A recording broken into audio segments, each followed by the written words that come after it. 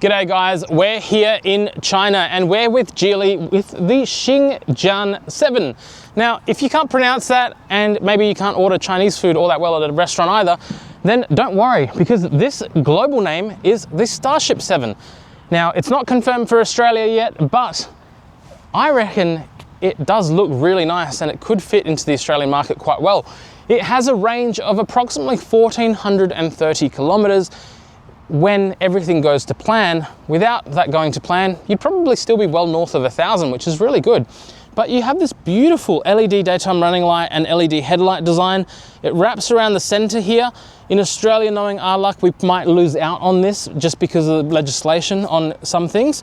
You got the international Geely brand logo. You also have that front camera system there. The car has cameras everywhere, giving you a 360-degree camera system.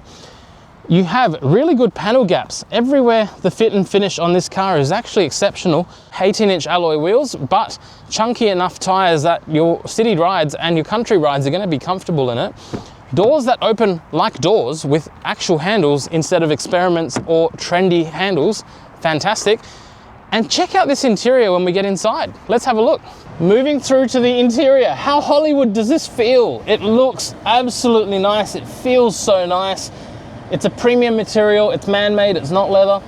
Ventilated and heated seats, they're perforated as well, so you shouldn't get too sweaty. The dash, soft touch materials on both levels of it. It's got the Fly Me sound system, which is a premium sound system by the team at Geely. Big digital display here, and it's pretty responsive with most of the apps that you could ever need. And look, at the moment it's the Chinese market one, so it's a little bit hard to do a few things, but you can do things like opening and closing the roller blind at the top, or you can open the top sunroof to whatever you want to do. So all of it is controllable through there. Steering wheel, very comfortable, and I like how they've angled the edges so that you can actually see the driver information display directly in front of you. You also have a heads-up display. The reverse camera on this car is actually pretty clear and good. It's massive on the screen here. It has moving guidelines, which adds to that safety of parking in maybe tighter parking environments, plus a bird's eye view camera off to the side in case you want to keep an eye out for maybe kids, pedestrians, dogs, whatever you want, you can keep an eye on it thanks to that camera system. The seat itself, very, very comfortable. Cup holders exactly where I would want them.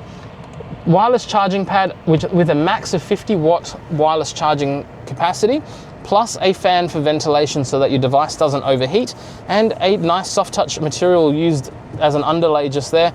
You can rest your other device just there for the person that doesn't have the charging spot. Down the bottom here, you have additional charging outlets, including a USB-C and a USB-A. You have a 12-volt outlet and you've got a bit of storage just there. Really good deep space down here.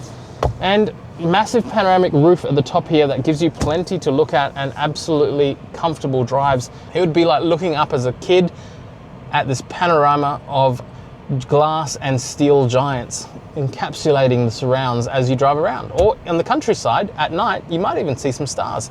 Let's get in the back seat and see what you get there. In the back seat, these seats are spongy and comfortable. That would actually absorb some of the rougher roads around Brisbane, perhaps, and also maybe some country areas. It'd make it for a very comfortable seat, and it's almost like you're sitting into a sofa, so I actually quite like that. The materials, again, they're all man-made, but they are soft touch and they just feel really, really nice. At the top here, this material is a bit harsher, but it is still spongy-ish, so it's not too bad.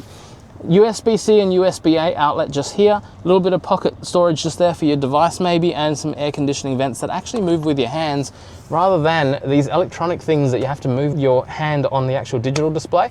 Absolutely hated that when I had my Tesla Model 3. Down the bottom here, you have ISOFIX outlets for parents, cup holders, and an armrest for slightly older children, or maybe just adult friends that you're taking on a road trip.